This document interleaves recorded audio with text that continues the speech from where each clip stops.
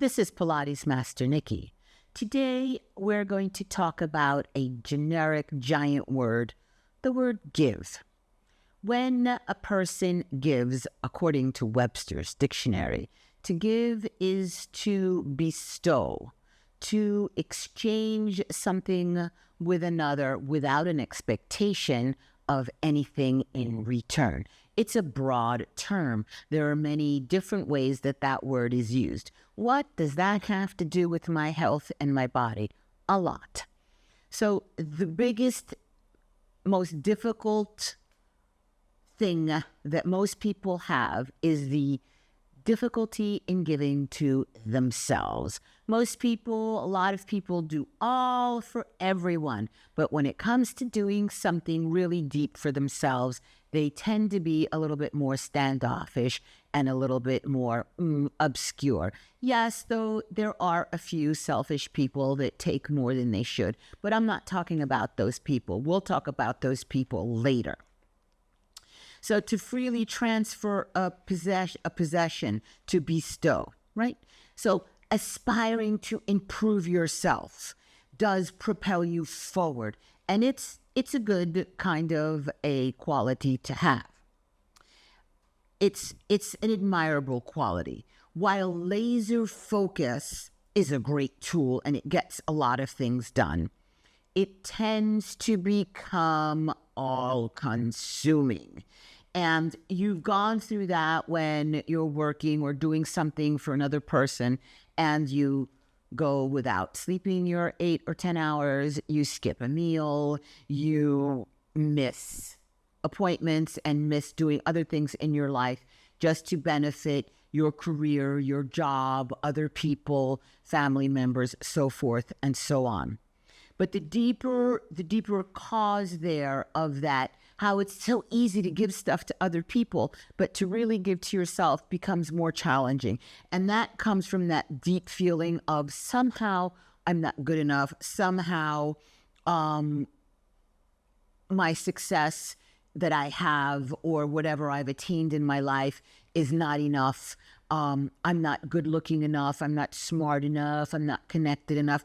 And all of those cliches. And now you may sit there and go, no, Nikki, you're all wrong. That's not me. I'm confident, really. Well, do you find yourself saying, oh, I'm a klutz. I spill things all the time? Right.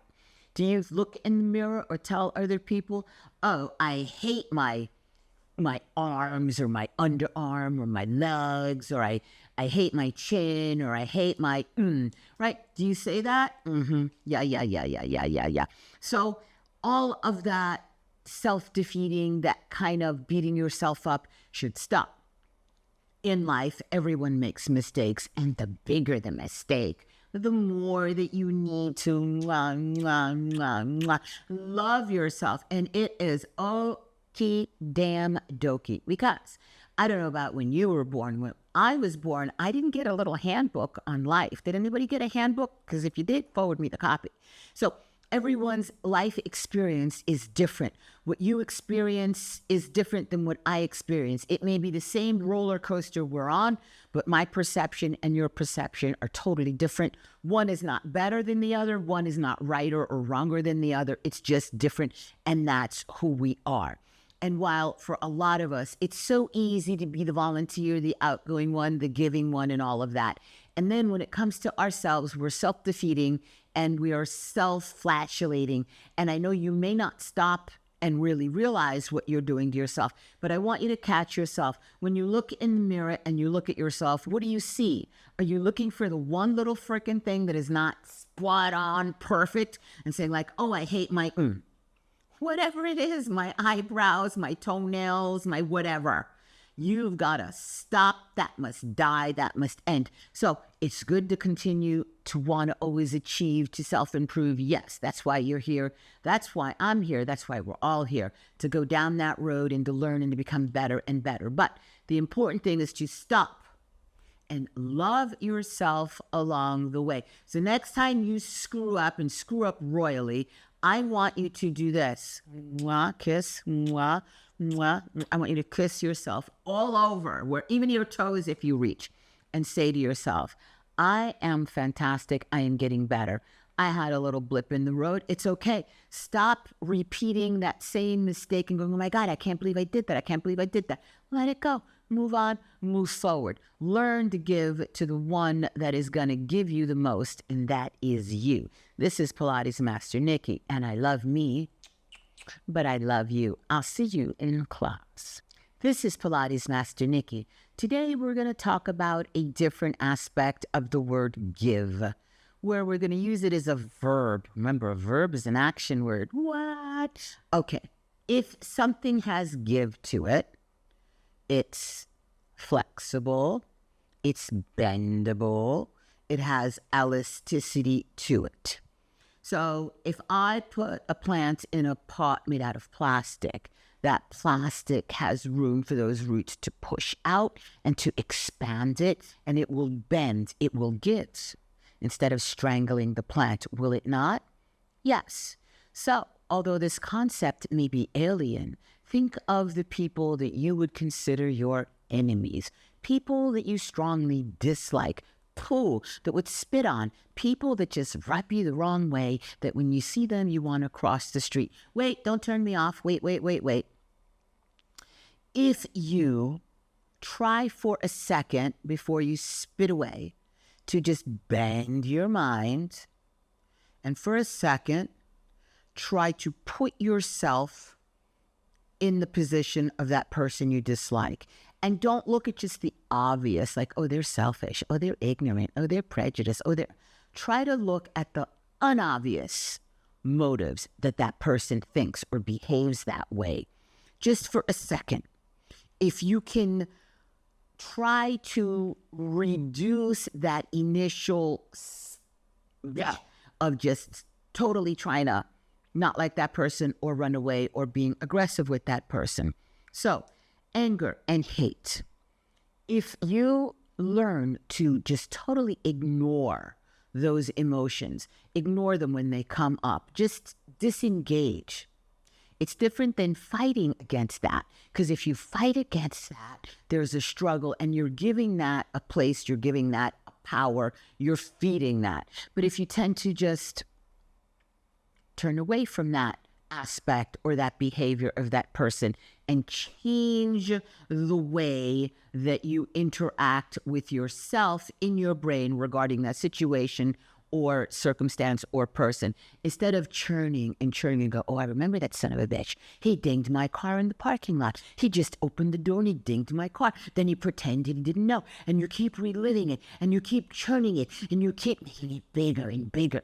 No, stop. You know, for a moment, what if the guy's grandmother just died of a heart attack? What if that guy was rushing for a job that he desperately needs? What if that person just lives out of their body and they dinged the car, their eyes looked at it, but their brain didn't register? And I know these are all far-fetched ideas, but at the end of the day, when you start to change situations that are negative, that happen to you, you're the one that is doing the changing. You're the one that ends up doing the growing. And you will find that all of these things that give you achito, that upset you and that stress you, will all of a sudden melt away. And that will give you a better quality of life. It will reset your cortisol levels, your stress levels, and you'll feel lighter and springy, just like all the work we do here in Pilates. This is Pilates Master Nikki. Someone has to love that devil, and that's me, with all my heart and all my soul, because I will not give up on him. I'll see you in class. This is Pilates Master Nikki. Today we're continuing to talk about that elusive word, give. It's a noun, it's a verb, it's an adjective. So, give, yeah? Webster's Dictionary, when you give in, when you surrender, when you cease fire, when you yield, when you offer free of any expectation of anything in return. How many times have we said, I forgive you? That's a giving, isn't it? Oh, yeah, I forgive you. We say that all the time, right? Sorry, I forgive you. But somehow you still feel shorted, cheated, angry, unappreciated, taken advantage of. Am I touching that vein there? I don't like those emotions. Do you like those emotions? Absolutely not. But yet we tend to hold on to them like, yeah, I forgive him, but you should have seen what he did to me. He was looking at that girl, talking to that girl. I forgive him, but. So you hold on to them and you keep reliving it and you keep making it alive.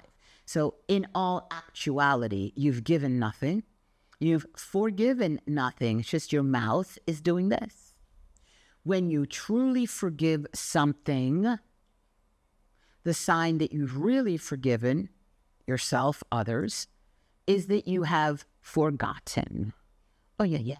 So when you forgive someone, that thing needs to totally unhappen and disappear. And I know you're going, no. I need to protect myself. I need to keep track of who's done what. No, that is not how you do it. You need to stop abruptly when you feel that memory coming back, and it will in the beginning. So a good trick that I do is I put a little rubber band on my wrist. And when I start to have a negative thought about something that I've forgiven and tried to forget, because I'm trying, not that I always do it perfectly, like right off the bat, there's no halo on my head yet. I'll take that rubber band and I'll go pa-ching and I'll snap my wrist. Soon as it starts to come up, like I remember last time, nope, I will not even let myself indulge in putting the key in the door to that memory to turn the lock. Forget about opening that door. No. You need to totally forget. When you forget, you're going to feel like a weight is taken off of your shoulders. So when you see that person or that circumstance, you see it new. So let's just say you were riding the train and it made an abrupt stop and you flew across the train, banged your head, landed on your back with your legs wide open. That day you had a hole in your underwear and it was a disaster. Oh, and your briefcase opened. So now every time the train is going to stop, you're like, and you're all tense up. Yeah. Erase that whole thing. Erase that. Yes. Hold on when you're on the train. Space out your legs, bend the knees. But I need you to erase that whole thing. It never happened. And then you will get onto that train and you won't have that apprehension. You won't be setting yourself up for that failure. So don't just lip service the forgive. Try to, from the inside, totally let it go and forget it. And not keep that little scorecard of yours, because at the end of the day, it all stacks up always against just us. It's not going to really affect that other person the way you think it does. Forgiving is truly forgetting. I dare you to try it. This is Pilates Master Nikki, and I won't forget about you. I'll see you in class. This is Pilates Master Nikki, and today we're going to talk about the boomerang. So the boomerang is this piece of wood that's arched in a special way, thrown in a special way, and when you throw it out, it comes back to you. What we don't maybe think about enough is that the strongest structure in the universe is the circle. It disperses the energy. The planets around, the atoms around, the molecules around. Are you getting my drift over here? Physics says, right, that's proven, that energy can neither be created or destroyed. It changes its form. Everything is energy. Right now, this pillow seems solid, but this pillow is made up of things, atoms, protons, electrons, whatever, that are all vibrating at a certain rate that make it look red and make it look like it really has this shape. But everything is really energy. When you look at someone and go, oh, look at how she's dressed. Can you imagine she's wearing that? And that criticism or that envy, that jealousy, that anger, all of that changes your vibration. And even though you cast your gaze and you cast your intention at another, that intention will always circle back and smack you right between the freaking eyes. Be careful what you wish for, because it will come your way. So when you start to see yourself with a negative statement, refrain it.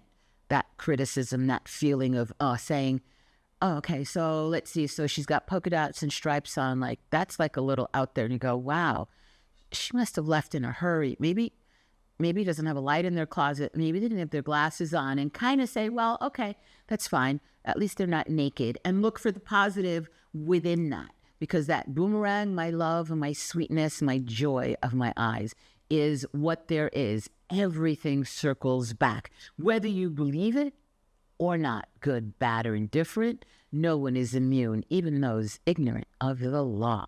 This is Pilates Master Nikki, and I'll see you in class. Yes, I will. This is Pilates Master Nikki. Today we're going to talk about a special kind of giving, the giving of power and the giving of energy. While you may think it's all mumbo-jumbo, new age kind of stuff, it's not. Physics and science has proven that the body is over 98% kinetic energy and binding energy. And these two energy forms are made up of the electrons, the protons, and the nucleuses. So bear with me. So those little things that you think of, the atoms, the molecules, that you think of them as little specks that are all swirling around, because that's what they teach us in school. But they're not physically specks and things. They're little fields of energy that are revolving around in different groups. And the way that the groups are composed is going to make up the difference between a piece of vinyl, a piece of plastic, a towel, a piece of wood, or the human body. So in essence, it's not like a sandbag full of sand. That's not what we are. We're full of space. We have just a smattering of these particles, that they're not really particles. They're forces of energy. They're magnetic, electromagnetic fields that are spinning, and then they're grouped together. Okay, so bear with me, because this is science. So understanding that we are mostly made up of these energetic fields, electromagnetic. You've got to understand that your intention, when you have an idea, when you have an emotion that you think of or send to a person, or you create an idea, or you think of an image, that visualization in your head is creating an energetic vibration that then connects with all the fields around and starts to affect those particle fields, which causes what is called the collapse of the wave function, without getting crazy into physics. So it's important to understand that you have that freedom to create whatever you want, good, bad, indifferent. You can wish bad, you can send bad, and maybe you want, I want that person to fall. Maybe that person's not going to slip and fall, but that negativeness that you're sending them will reach them, and it will affect them on a certain level. We're going to talk about the boomerang effect in another session, and about how that circles back. But what you need to understand is that you can create and you can bring forth whatever you vibrate in your head. And that is science. That has been proven, because Einstein's theory, right, of relativity of mc2 has the equation of mass and energy are having the same amount of equivalency, that they have the same amount of power and weight. And your intention that you give to another, whether it's an idea, whether it's a person, does affect, depending on the intensity and the desire, is going to determine the rapidness and the intensity that your creation releases. So I advise you to always follow the golden rule and to control those negative little snarky ass feelings that you have towards others. Because at the end of the day, this is Pilates Master Nikki, always sending love your way. I'll see you soon for another layer of class. Thanks for watching.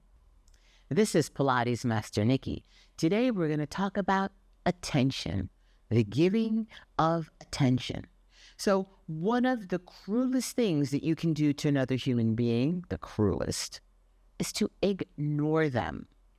lack of response can be more hurtful than an outburst of criticism. Specific attention given to a behavior will mold that behavior. Okay? So we may say, and you may not even realize, you may say to someone, oh, you never, right?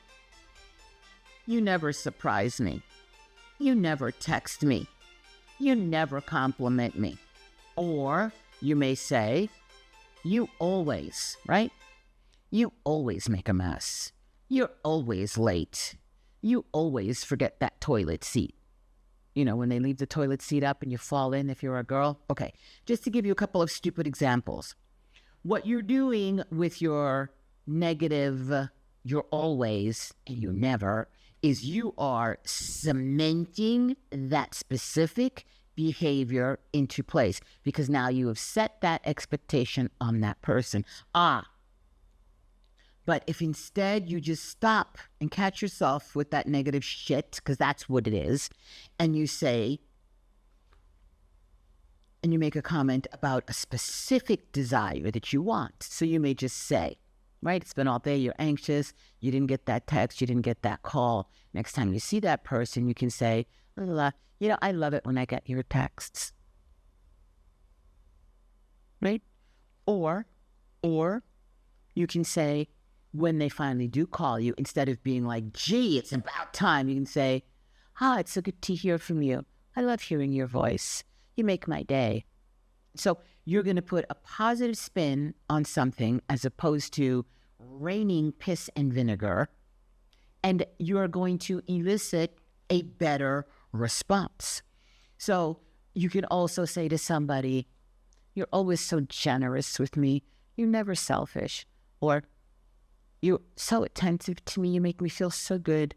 And put upon them, okay, qualities that maybe they don't have 100%, but they do a little bit, and pump them up so that now that quality that you've projected on that person is now, well, I'm always so generous with her. She really thinks so. So now they're going to be a little bit more attentive with the stuff that they're doing.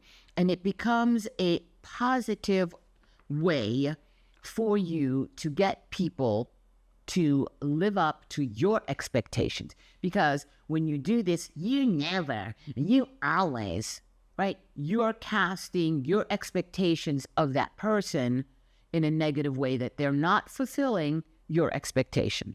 But you need to flip it around and use the brain and stop with the negative shit. A kid is running. You're going to fall. Be careful. Next. Oh, you're running so good. You're so good. I know you never fall. Okay? Because your first instinct is to protect that child, but you need to regroup your thinking. Okay? Be careful. You're going to burn yourself. Oh, you do that so well. You never burn yourself. Okay? You've got to catch and regroup. This is Pilates Master Nikki. I love having you in my company, and I'll see you in class. This is Pilates Master Nikki.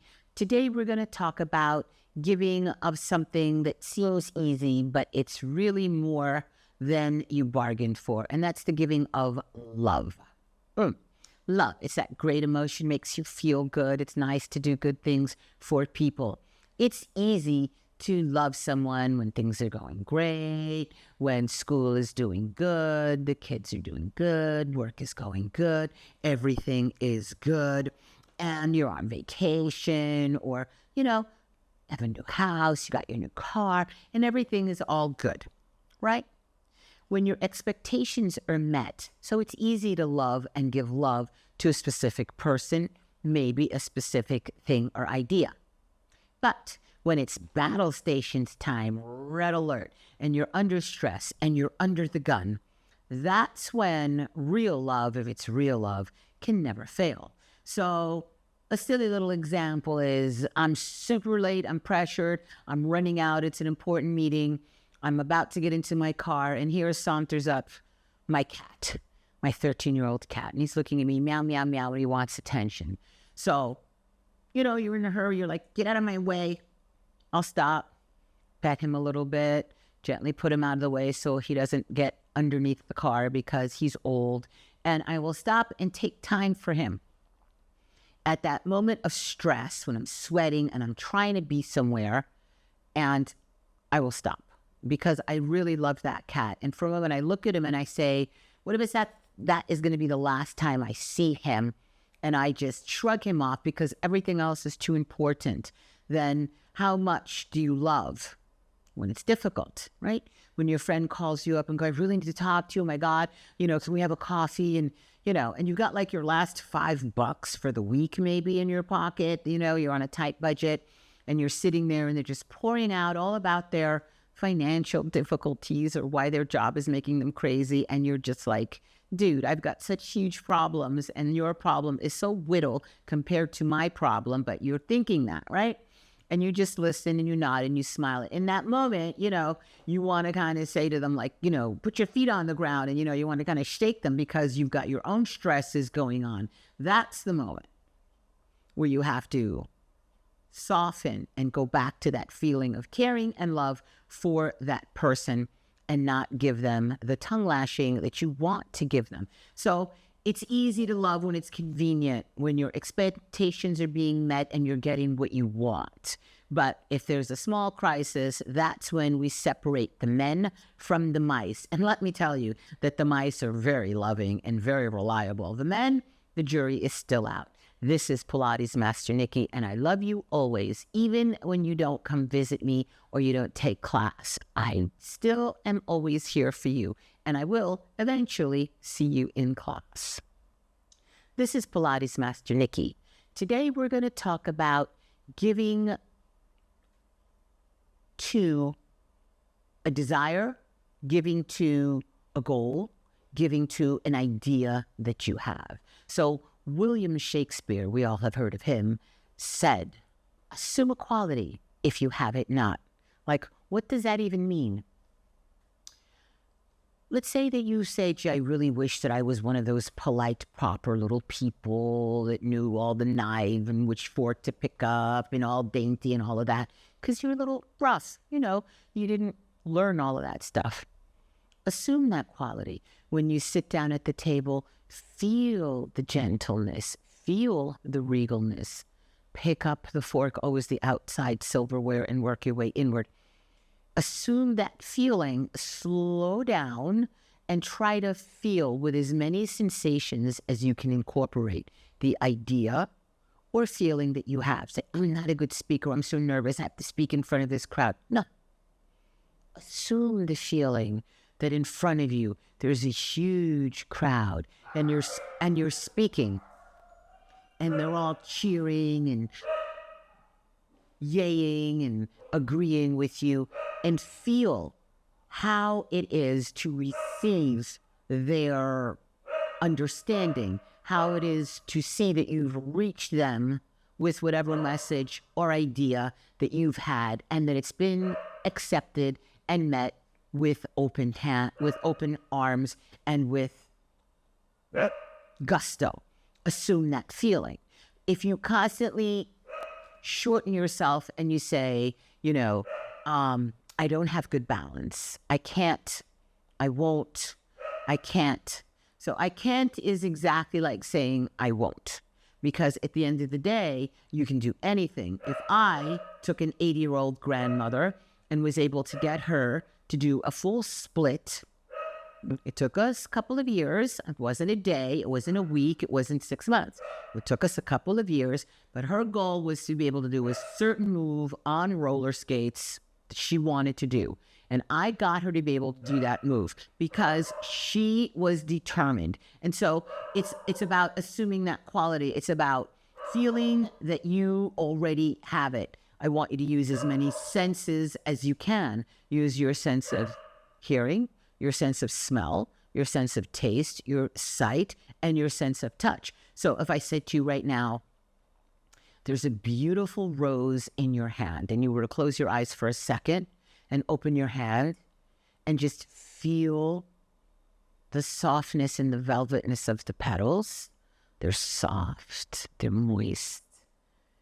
smell that fragrance. You can smell it right now, can't you? There's no rose here, but if I ask you to feel it and to smell it and to just bring it close to your ear and run your fingers around the edges and feel and listen to the sound of that rose, you can bring it to life, can't you? Yes, you can. If I say, I want you to put a tennis ball in your hand, can you feel the little furriness and little lines on there? Can you give it a little squeeze and feel the bounceability of that ball? It's a new ball. Don't skeeve it. Can you give it a little smell and smell the rubberiness of that ball? You can. So if you assume that quality, if you put your attention on something, then you have mastered that more than halfway. And those are the things that we need to do in life. We need to assume a quality if you have it not. And you will see that that will bridge the gap to getting you there much faster than sitting here and saying that you can't. No, I don't have good balance. No. I can't concentrate to read a book. No. I need 8 hours sleep. I can't function unless I have 8 or 10 hours sleep. Really? I've gone on 4 hours sleep, 5 hours sleep for years. You know why? Because that's what there was. And I felt good. My body felt good. I was happy. I was in a good mood because I assumed the quality of 4 hours is enough because that's what there was. This is Pilates Master Nikki, and this is what there is, and it's always here for you. And I will see you in class, maybe with William Shakespeare. Who knows?